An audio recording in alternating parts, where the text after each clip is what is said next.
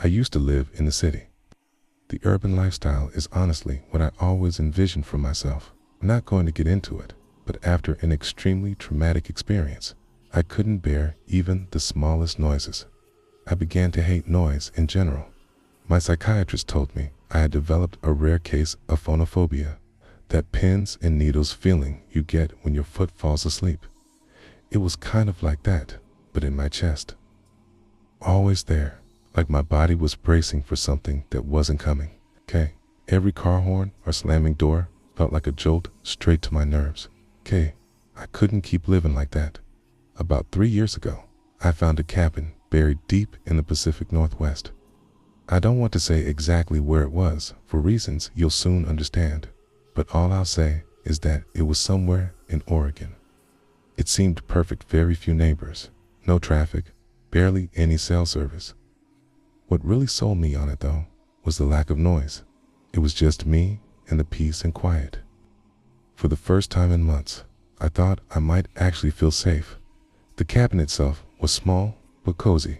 To be fair, it was exactly what the listing had promised. You could tell it had been built to last, with thick wooden beams and a sturdy stone fireplace.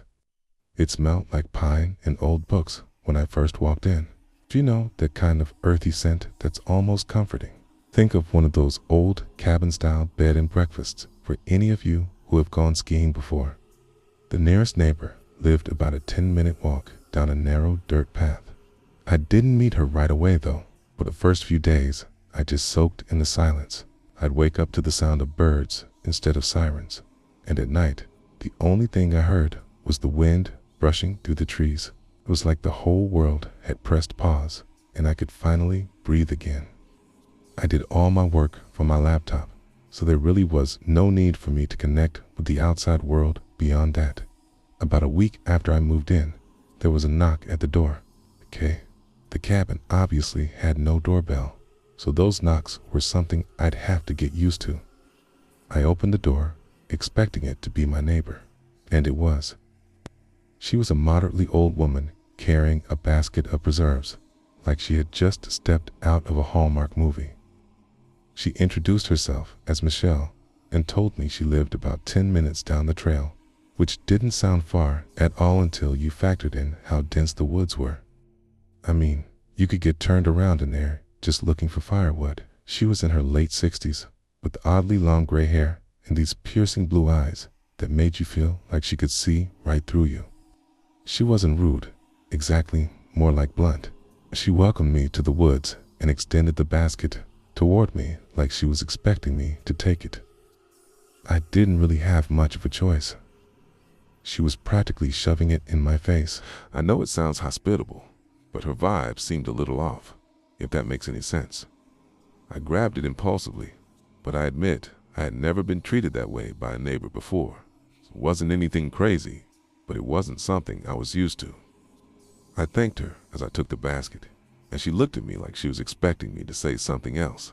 I honestly didn't know what else to say, so I just smiled. She kept staring at me awkwardly, which confirmed my suspicion that this woman didn't interact with a lot of people. Eventually, she spoke. These were her exact words, which I'll never forget. Always keep your lanterns full, your windows shut tight, and your wits sharper than your axe. It wasn't something a normal person would say to someone else. It was like she was reciting from a rule book. It honestly sounded more like a warning than advice. I smiled and turned to go back inside. After shutting the door, I stood there in silence, waiting to hear her footsteps walk away. She didn't walk away for a good 45 seconds, which was probably the strangest part about the whole interaction.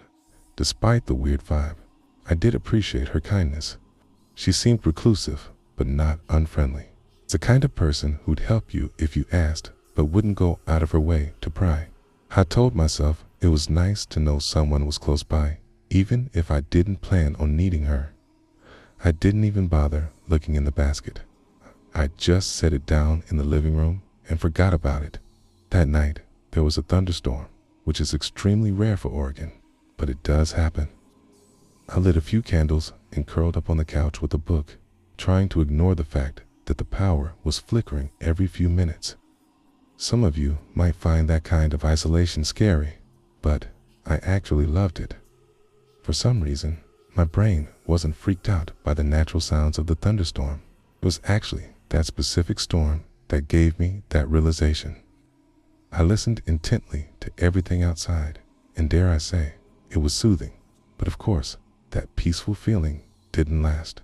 A few hours after the storm started, there was a knock at the door that nearly made me jump out of my skin. I say knock, but it was really more of a banging. It was loud and definitely not natural-like. Whoever it was didn't care that it was pouring outside. My heart started pounding, and I began to feel that godful, tingly sensation in my chest. After hesitating for a few seconds, I grabbed the flashlight and got up to check who it was. I looked through the little glass window pane next to the door. It was Michelle, soaked to the bone and clutching a flashlight. I opened the door, and she spoke before I even had a chance to greet her. She blurted out that she saw someone near my woodpile, and that I should know about it. I was beyond confused, but her words were incredibly concerning, and that took precedence. I stepped out onto the porch, shining my flashlight into the rain, but I couldn't see anything but trees. I asked her if she was sure, and she nodded. Her eyes kept darting to the woods, like she was expecting someone to emerge from them any second. The whole thing was pretty freaky. Before I could say anything else, she told me to be careful and began walking away without waiting for a response.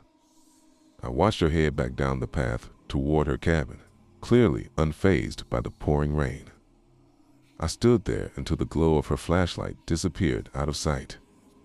And then I went back inside. The literal second I shut the door, I realized her story was riddled with holes. How could she have seen someone near my woodpile if her house was 10 minutes away? This must have been on my property to begin with. Why the hell would she be snooping around my cabin during a thunderstorm? And then, later that night, I heard the knock again. But this time, it wasn't Michelle. It was someone else.